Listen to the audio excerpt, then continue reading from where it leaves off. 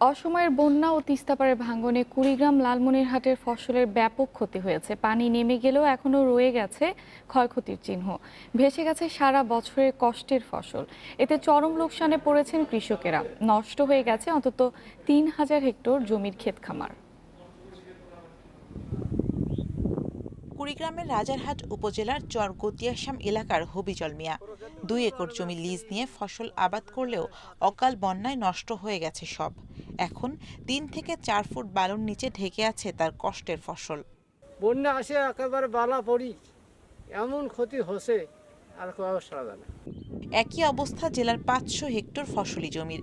বালু জমে যাওয়ায় এই মৌসুমে সেখানে আর চাষের উপায় না থাকায় ক্ষতিগ্রস্ত অনেক কৃষক। ধান ছিল, মরিচ ছিল, আলু ছিল, বেগুন, টমেটো যেটাই ছিল সমস্ত জিনিস আমাদের এলাকায় নষ্ট হয়ে দেখা গেল। ইঞ্জিন করে হয়তো করা হবে, সেই করাও আর যাবে না, বালা পড়ছে আর আবাদ হবে না। কৃষি বিভাগ বলছে বালু জমেছে কমপক্ষে ৫০০ হেক্টর জমিতে। এর মধ্যে সম্পূর্ণ নষ্ট হয়ে গেছে ২০০ হেক্টর জমির ফসল। এতে ক্ষতি প্রায় ৩ কোটি টাকা। আমরা সরিষা, ডাল ফসল সহ বিভিন্ন ফসলের আমরা প্রণোদনা কর্মসূচি দিয়েছি। এছাড়াও পরবর্তীতে বড় ফসলের কর্মসূচি প্রদান করা হবে। এদিকে লালমনিরহাটে আর কদিন পরই ধান কেটে ঘরে তোলার কথা থাকলেও কৃষকদের সেই স্বপ্ন ভেসে গেছে তিস্তার পানিতে। কৃষি বিভাগের হিসেবে জেলার একদিনের বন্যায় তলিয়ে গেছে ২৫০০ হেক্টর জমি। আমার সমস্ত আবারটাই একদিনের বন্যায় সমস্ত শেষ হয়ে গেছে।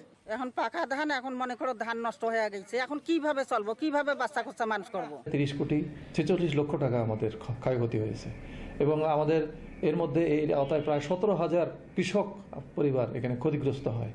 সরকারি প্রণোদনার অর্থ না পেলে ঘুরে দাঁড়ানো সম্ভব হবে না বলছেন ক্ষতিগ্রস্ত কৃষকেরা। Shamima Rahman, independent news.